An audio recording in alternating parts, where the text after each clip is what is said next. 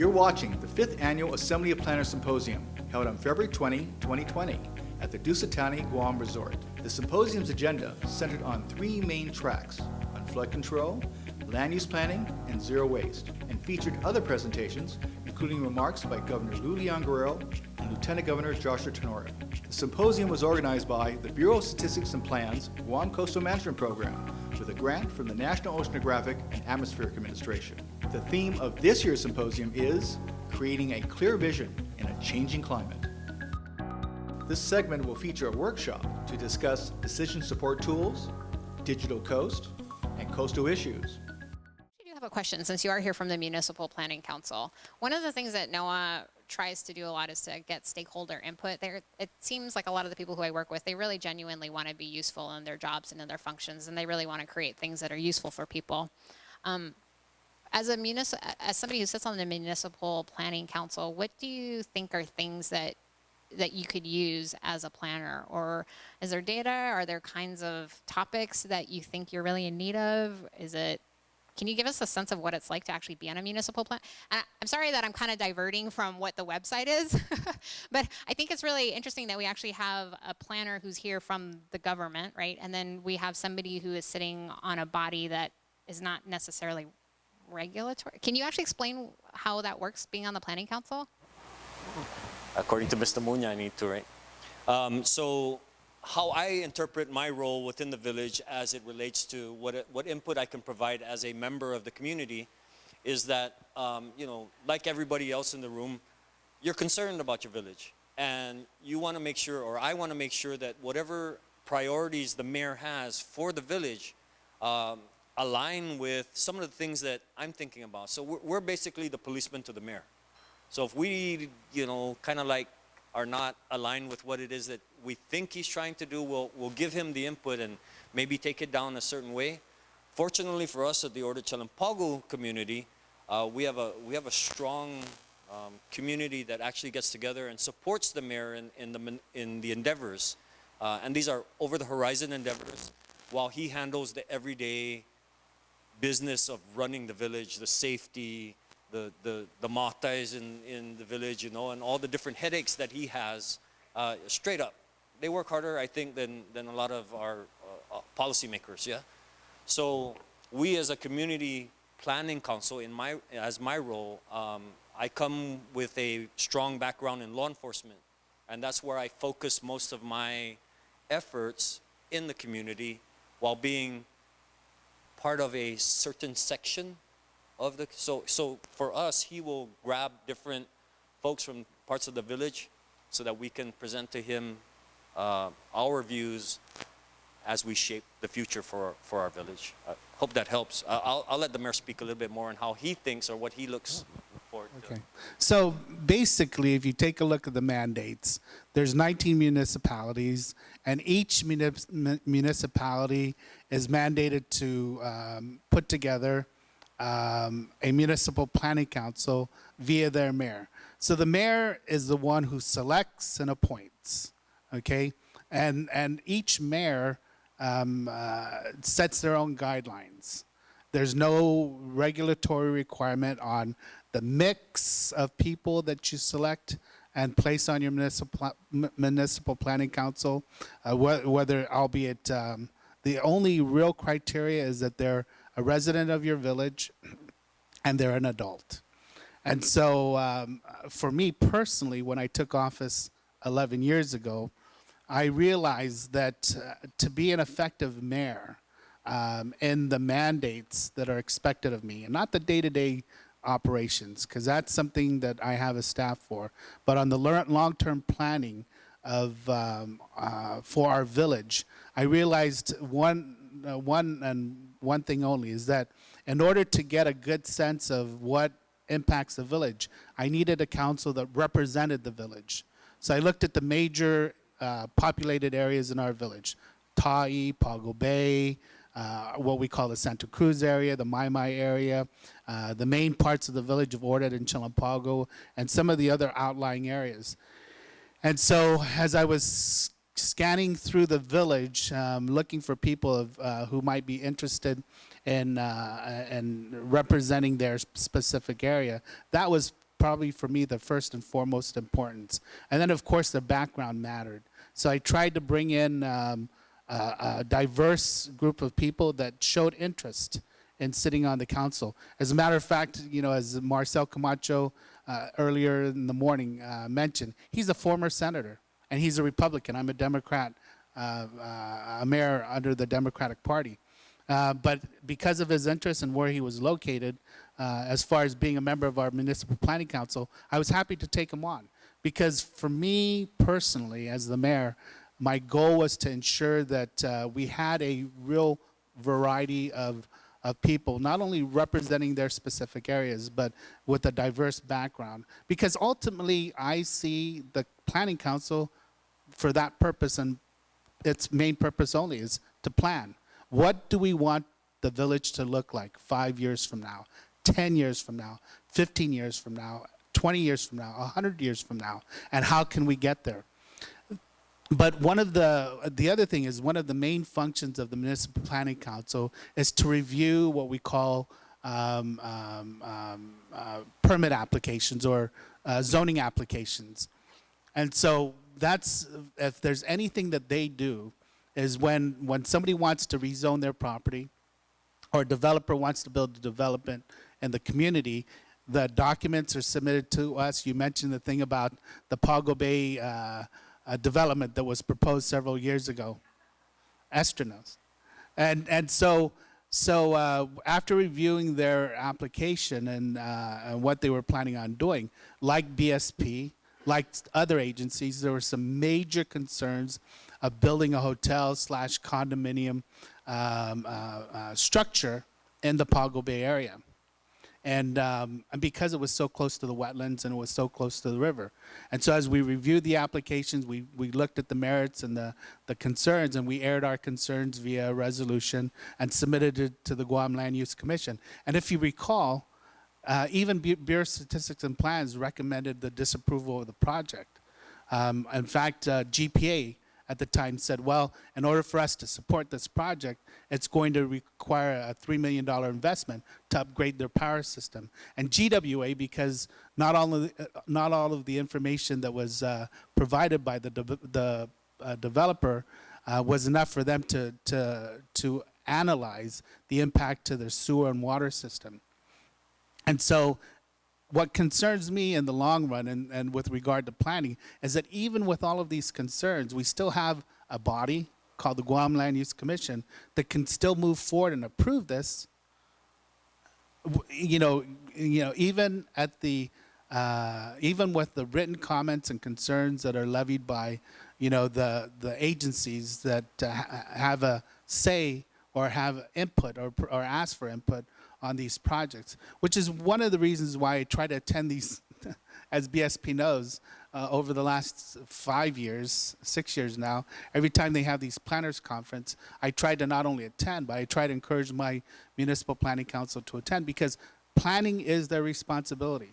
So when I say, hey, we've got this before us and these are my concerns, and a lot of times I air those concerns based on my background as an engineer.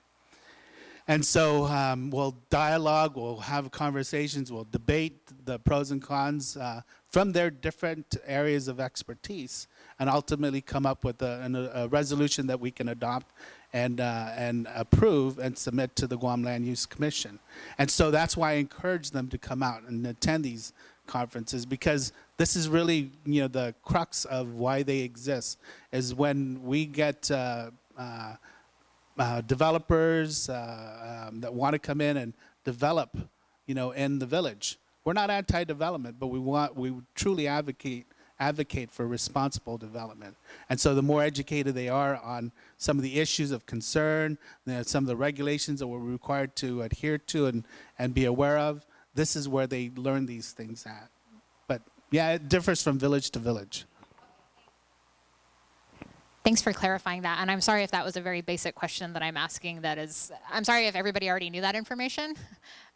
So for me, one of the things that I really like about this job, and I've been in this job for 7 months, is that there's always new things that I get to learn. And it's interesting for you to also acknowledge that every village is going to be different in the way that they implement it. So and I know that you're a very active mayor too. So yeah, it's interesting then. So you are involved in the permitting process in some way. So I think one of the things that's nice about this website, at least, if you're interested in looking at maps, for example, is that you don't need to have special software. This is definitely something when it comes to mapping software that can be very prohibitive. You either need to be able to purchase software licenses, or you might need to have processing power on a computer that might be a little bit more than maybe your office can afford. But so one of the nice things about this website is that it's really accessible, and that's one of the things that I do like about it. Yes? I just wanted to comment that to answer your question, information is power. And if you guys have developed an application that is web-based, it's even more powerful because more people can have access to it. As far back as I can recall, in maybe 1990, what is that, 30 years ago, we had access to a geographic information system, right? And the Bureau of Planning was very instrumental in starting that effort. And then all of a sudden the agencies started to jump on the bandwagon and started developing their own information. And I guess my question is all that information available and coordinated, or is this part and parcel to all that information? Thanks for the question. So as far as the information GIS for GovGuam, Esther, do you want to answer that, or do you want me to answer that? Okay, you want me to answer that? Okay. So the Guam Coastal Management Program does have a staffer who specializes in GIS, and one of the functions that he has is to serve as part of this. He serves on the user body for a coordinating body where all of these different GovGuam agencies are supposed to be sharing their data. Now, my understanding at this time, and Esther, please correct me if I'm not 100% accurate on this.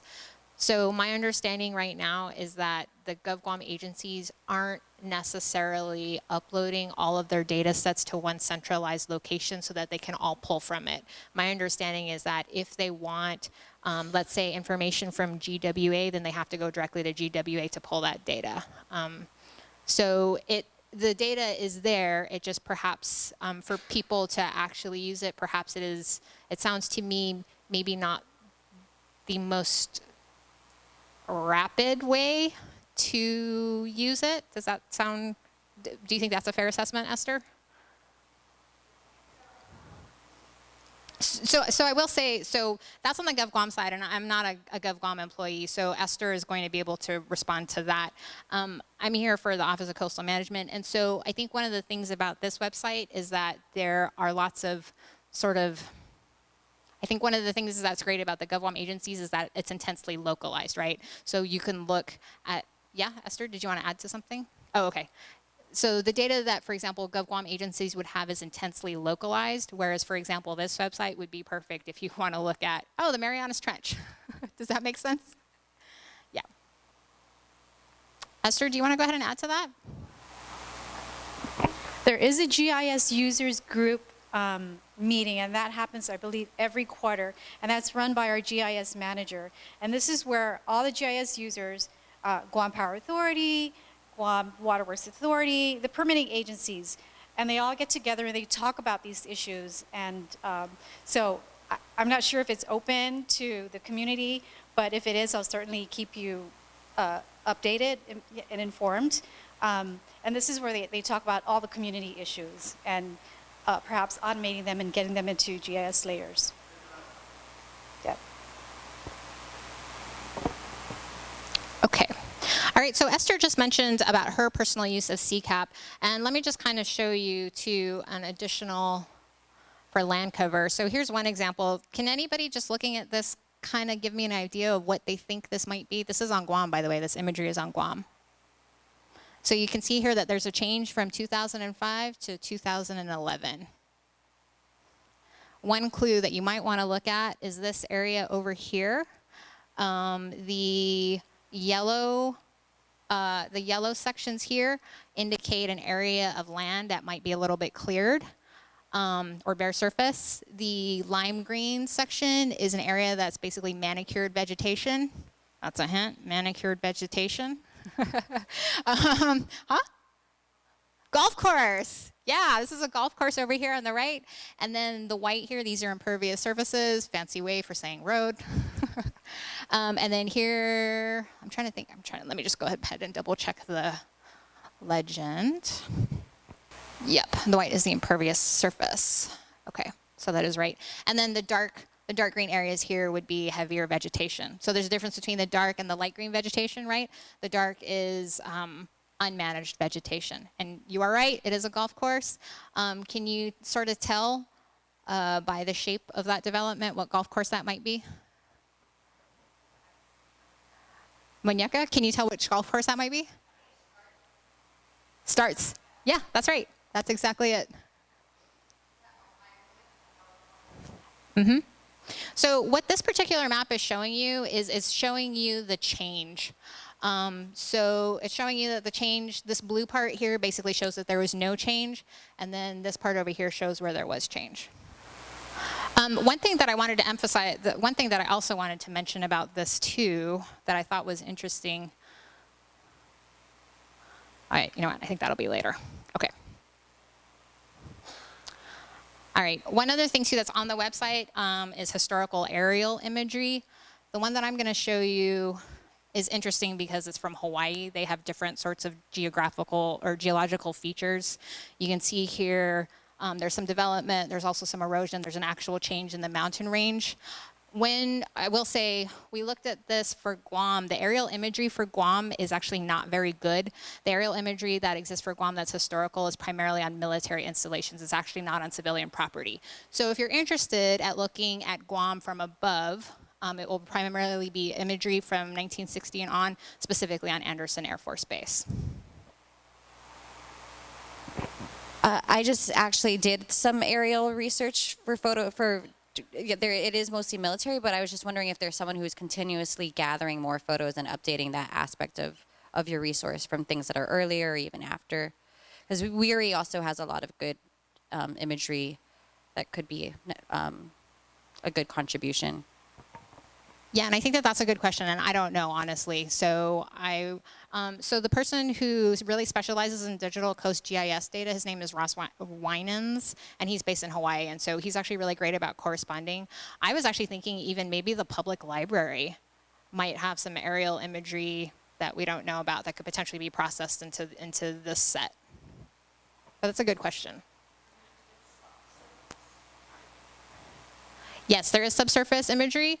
Off the top of my head, I can't tell you exactly what button that would be under, but I could look it up for you later on. Okay, so these are some other tools as well.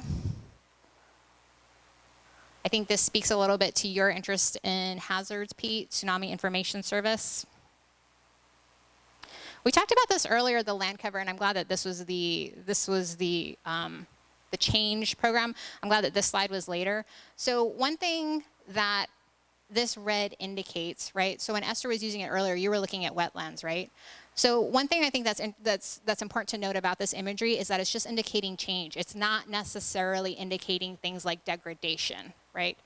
So where these areas are, well, first of all, can you tell where this is? Should be pretty easy. Yeah, that's right, it's APRA. Okay. So we're looking at this area that has changed, and so this is basically the image that was generated of change. This area over here, it looks red, but actually what the change was is a revegetation project. So it's potentially possible that ecosystem-wise, this habitat over here was actually enhanced by vegetation. It's not necessarily a bad thing that there was change. It's just indicating where there was change. Ross wanted to promote the hurricane tracker. I will be really honest with you. I think that this is kind of one of those things that people who really like to follow the weather would be very interested in. It's one of those things that you can kind of get in and play around with and look at the history of typhoons and hurricanes in our region. And also here's a sea level rise viewer. Esther, I know that you use this one, right?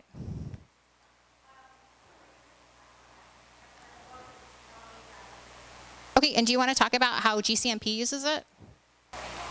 Okay, so in looking again at a site, What we do is the sea level rise viewer tells us the areas that would be flooded at 3 feet, 4 feet, 5 feet, and so forth. Can we go to the website? Okay. Okay, so this is just one of the other programs that we use. It's a sea level rise viewer, and that helps us in reviewing our projects. If it's in a flood zone, and so this is what we tell the applicant, hey, you know what, you're in a flood zone, so you might want to consider, you know, some of the impacts that may happen to your property. The sea level rise? Yeah. That, I can't speak to how well established the flood zones are. I could get back to you on that. I can't speak to that. Specifically for the sea level rise viewer, this is not a tool that you would use for planning on an individual lot level. This is more, for this particular, there's a good data set that's into it, but it's really primarily more for an education and outreach kind of tool. I think it was really interesting that Vanjie was talking about these vulnerability studies and looking at where infrastructure might be if sea levels rise, or when they rise, as it were. So this is kind of a helpful way for people to visualize, oh, what is our main commercial area gonna look like with sea rise? What are these residential areas gonna look like with sea rise? So I think it's a powerful kind of thing for people to actually see. It's not just like, oh, what does it mean when there's an extra 3 feet of water, right? It's like, oh, that might be half of Hagåtña, right? It's a totally different kind of game-changing sort of thing to see. Does that make sense? Yep. Mm-hmm. So I know Hope asked about flood zones. So typically FEMA, actually maintains flood zone maps. The unfortunate thing about flood zones on Guam is FEMA has not established a flood zone map for Guam, believe it or not. They have areas that have been highlighted as flood zones, and ergo, some of these people that own properties or built homes in these flood zones are required to acknowledge that they're in a flood zone, and to some extent, especially if they're under an SBA loan, is to get flood insurance. They're required to get flood insurance. But what Guam has been using, it's my understanding, according to the Army Corps of Engineers, is they maintain what we call wetland maps. So most of the flood zones are close to or within proximity of wetlands, and so that is available online under the Army Corps of Engineers website. So you can take a look at the wetland delineation maps, and then kind of go from there as far as whether or not you're building in a potential flood zone area because you're close to a wetland. Because ultimately, that's where the water goes. If it doesn't go to the coastline and out into the ocean, then it's going to go into the wetlands. It's one or the other, basically. And the question is, how is it going to get there? And these wetland delineation maps actually kind of gives you, because they're GIS also, kind of gives you an idea. If you really take a hard look at these wetland delineation maps, you can kind of guess how waters get to these different wetlands throughout Guam. And so that's what people tend to use when they're talking flooding. I just wanted to make an announcement. I'm sure all of you are very excited to keep continuing to talk about this website. I know I am. However, lunch is going to be served very soon, and I am a strong believer in, even though there might be interesting information for you, as a general rule, you don't get in the way of other people's lunches. But I am more than happy to, like I said, this isn't an ideal situation for me to be talking about a website where you can't personally look at the website right now and we can go through it together. So I'm more than happy to come by your offices or your locations. And my email address is right here. I'm more than happy to actually come to a location and work through this website with you. It's not just these tools and these this mapping information that's really interesting. I think that there's also publications, and I also think that I'm personally interested in the trainings. For me, it's economic information that's really interesting. There was one of the studies that has just come out in the past 6 months that I think is really interesting, is about the ocean economy. So I'm more than happy to actually go through the whole website with you. I really thank you for being patient today. I know that we're running a little bit late on schedule, but like I said, I really don't want to get in the way of your lunch.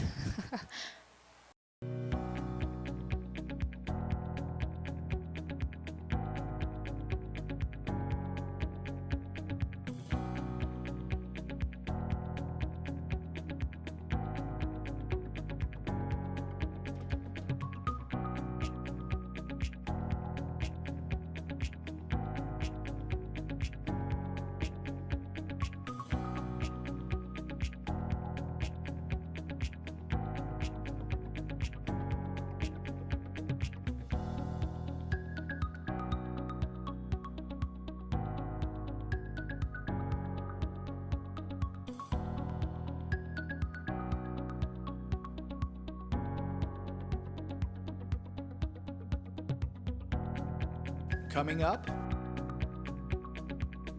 the keynote address of the 5th Annual Assembly of Planners Symposium, presented by Lieutenant Governor Joshua Tenorio.